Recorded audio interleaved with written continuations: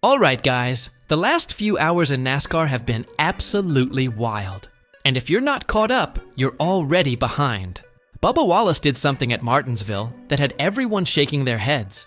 And Dale Jr. went on record with an opinion nobody's gonna forget. Then there's this crazy situation where Denny Hamlin loses the race, but somehow still beats the winner in points. Yeah, we're gonna break that down. And to top it all off, Dale Jr. called out one of his own drivers for being a hypocrite on track. Huge stuff, all of it dropping in the last few hours. Hit that subscribe button real quick so you don't miss what's coming. And seriously, stick around, because the last story is the one everyone's talking about. Let's get into it.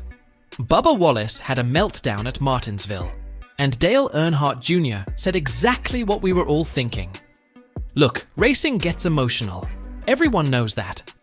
But what Bubba Wallace did at Martinsville, that one's gonna be talked about for a while, and not in a good way.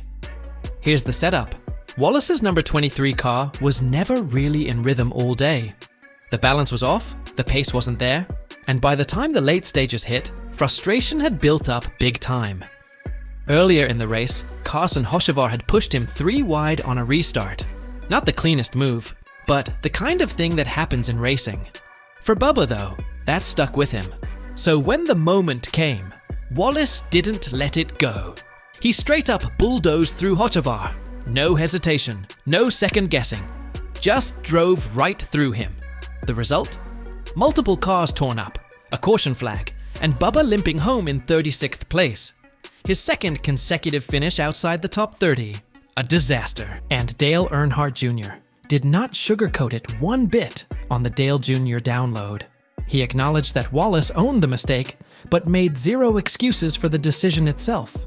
He just drove through him. I didn't like what you did. I think he owned it though. I mean, he wrecked him. He realized he messed up. Now here's where it really stings. Earlier this season, Bubba Wallace was sitting as high as 3rd in the Cup Series standings. 3rd. He had momentum, he was consistent, and the new point system was working in his favor. But after back-to-back rough outings, that picture looks completely different. According to Earnhardt Jr., Wallace is now sitting 147 points out of where he was, and has given up roughly 60 to 70 points to Tyler Reddick over just the last handful of races. Jeff Gluck on the teardown called it one of the more puzzling decisions we've seen all year, pointing out that Wallace cost himself at least 20 points in a single moment, in a system where every single position counts more than it ever has before. Jordan Bianchi backed that up, saying the frustration had clearly been building all race long, and that maintaining composure is non-negotiable in this format. You can't do it. You just have to look at the big picture. And that's exactly what Dale Jr. drove home. Because the new point system doesn't forgive meltdowns, it punishes them hard and fast. One bad decision in lap traffic doesn't just hurt your finish, it reshuffles the entire standings. As Earnhardt put it, it's a great example of why this point system is going to be so much fun. Because if your driver burns out a fuse or short circuits in a moment like that, this is what it can lead to. He didn't close the door on Wallace though. He's been too good this season to be written off. Bubba can claw his way back into this with some great work. And he's capable of doing that. But the margin for error? It just got a whole lot smaller. Martinsville didn't just wreck Hocevar's day. It may have changed the entire trajectory of Wallace's season. But okay, if you thought that was the most debated story coming out of Martinsville, hold on, because the next one is somehow even more confusing on the surface. How does a driver lose the race and still walk away with more points than the guy who won it? Dale Jr. has the answer, and it actually makes a lot of sense. On paper, Sunday at Martinsville ended with Chase Elliott in victory lane and Denny Hamlin in second. Pretty clear result, right? Not so fast, because when you look at the points column, Hamlin actually came out ahead. And Dale Earnhardt Jr. thinks that's perfectly fine. Here's what happened. Hamlin was dominant all afternoon. He led laps, controlled the pace, ran at the front for long stretches, and had the kind of race that makes crew chiefs relax.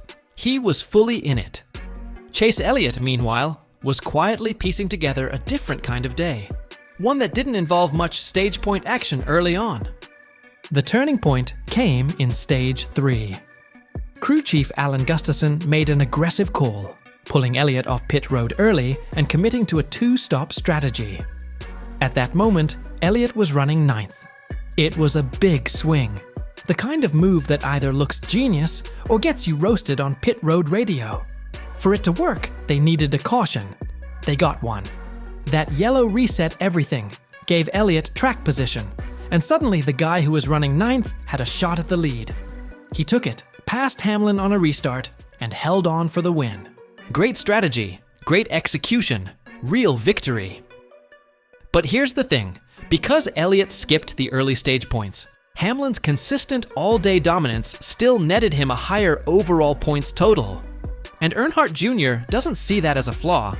He sees it as exactly how the system should work. Denny lost the race, had it won. Dominating. This is one of the races where, watching it back, I'm okay with the winner not getting the most points. Chase didn't get any stage points, that I recall. At the end of the day, Denny gets more points and walks out of there. I could care less. It weighed out the way it should have. That quote cuts right to the heart of what NASCAR was going for with this format. Rewarding full race performance, not just the checkered flag. And Earnhardt Jr. sees it as one of the system's strengths, not a loophole. For him, Sunday at Martinsville wasn't a contradiction. It was balance. The kind that makes the championship picture more interesting week to week, where smart strategy and consistent racing both get their reward. All right, that last one got philosophical. But this next story, this one hits different, because Dale Jr. didn't just have an opinion on a race result this time. He called out one of his own drivers. Jesse Love got a direct message from the boss himself, and it came with some serious edge. Saturday's Xfinity race at Martinsville got spicy late, and the drama didn't stop when the checkered flag dropped.